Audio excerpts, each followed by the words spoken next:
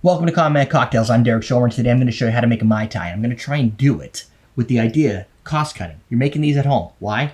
I don't know if you've been out or you've bought groceries lately, but it's not fun. So think of a at-home drink. The investment you're going to make per drink, it's going to come out to about $3.85. See if you could find that at a bar. I don't care if you're at like a small-time Polynesian restaurant and they're serving you Mai Tais or what they call a Mai Tai, or you're at a high-scale tiki bar and they're going to give you Mai Tais. My goal here is $3.85 on the high end. Low end, I'm going to show you a substitution that you can make to bring it down to $3 a drink versus what you get at the restaurants. Typically, you're looking at like probably $15 because it's tiki, it's special, it's mystical. $15 to maybe $22 per drink, and usually you're getting them in kind of a low ball glass. Maybe you're getting them in a small mason jar like fancy thing, and maybe it's on fire. I don't know. But the typical ingredient list breakdown is going to be this.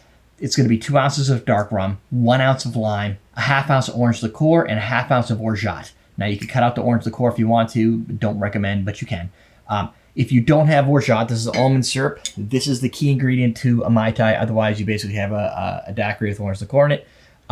The orgeat gives you that almond flavor. It's kind of one of the key tiki ingredients, the tiki flavor profile that you typically will get. Outside of that, you could just use simple syrup. Again, now you have daiquiri. So if you're looking to make this, I'm going to suggest this is a simplified version of the recipe. You can get yourself a Martinique rum and a Jamaican rum and blend those together, 1 ounce, 1 ounce, if you want to go that route. But just think about this as how do I make this at home? Fast, cheap, right? So I'm going to use Plantation Dark Rum. I'm going to use BG Reynolds Orgeat. You can get this on Amazon. It's used, I think it's $23 a bottle for 12 fluid ounces. They have a bigger bottle if you want to get that, if you're going to be making a lot of them. You can make it at home if you do a DIY almond syrup or Orgeat. You can look. It's basic. It's a lot of work. You gotta work with almonds and macerate them and stuff. You got to peel them. Whatever. If that's what you want to do, you can do it. Otherwise, I calculated since it's $23, it's working out to about 94 cents per drink. I used to sell this stuff for far cheaper than that, but you guys like Amazon better, so you get to pay more. The dark rum, $1.30. This is Plantation Dark. I like the Plantation Original Dark. It is a little bit on the sweeter side. If you like Myers' rum, that's what you typically get if you go to like a Polynesian restaurant. They'll use Myers' rum as an alternative.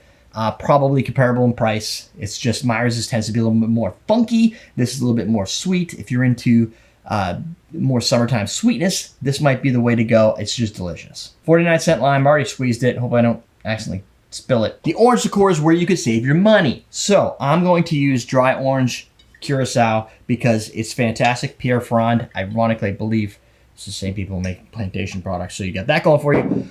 Pierre Ferrand, this is drier, so it's not going to be as sweet, as zesty like a Sprite. It's going to be more like pith of an orange, or a little bit of bitterness, a little bit of dryness. You can, if you want to save money, you could just get yourself a $6 bottle of De Cooper's. It's a big-ass bottle, and that's going to bring you from, let's see, my calculations suggest that the orange Curacao, dry orange Curacao, is $1.12 versus this, which is going to add you about 27 cents. Let's build a drink, taste it, and see what our $3.80 gets us. Lime, 1 ounce. You can go with the traditional recipe.awesomenedrinks.com if you want to see how this recipe is traditionally built. Sometimes quick and dirty will do.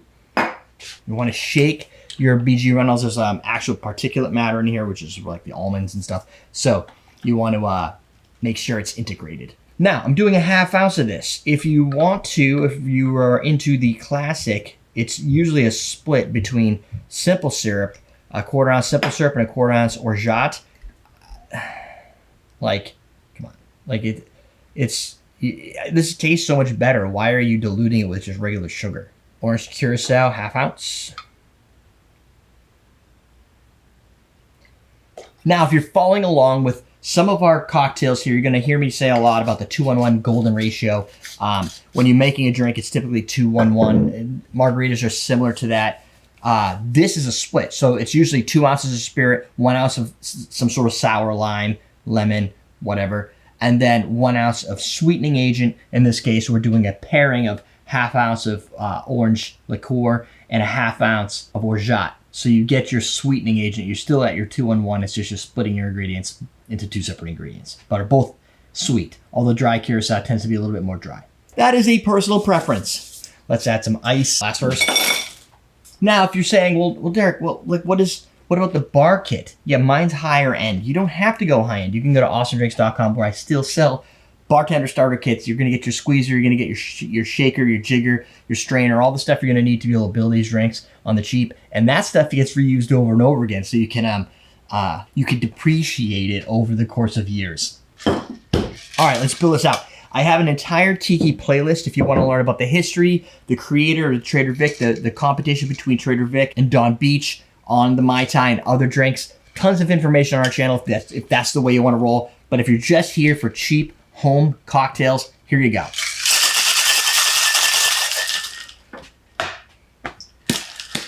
Shake it probably, in this case, you could probably do almost 10 to 12 seconds instead of like a 15 to 20 second because the ice is smaller, but that's up to you. You could also make this with crushed ice. If you're doing it with crushed ice and you're not using like an immersion blender, if you're gonna do it in like a traditional Boston shaker, or even if you like the more ghetto, I don't have any cobblers handy, but the 3-piece shakers, you can do that as well.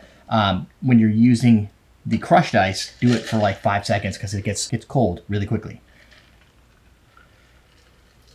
Pour this right in. Now you can add your lime to it if you want to.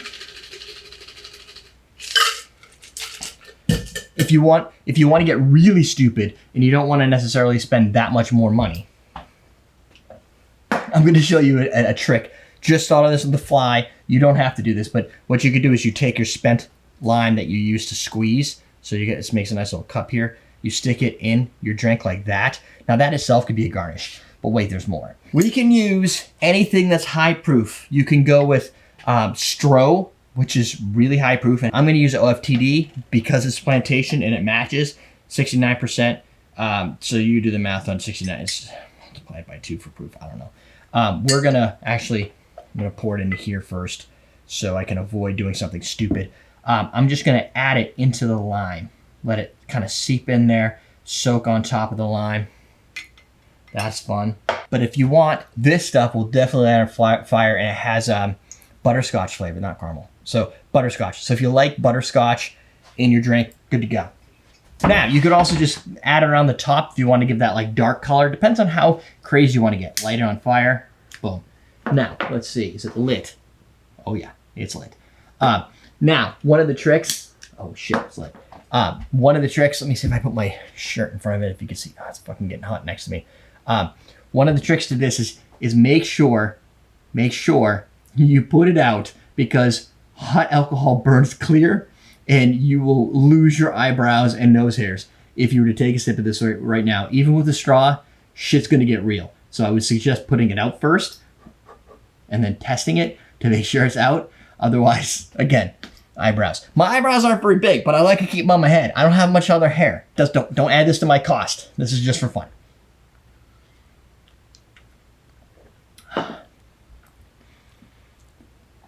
It's got just the right, this is a little bit more tart on the back end because we brought in the dry Curacao versus the cheaper stuff. So it's giving you a little bit more sour note, but yet at the same time, you get that nice rich dark rum flavor.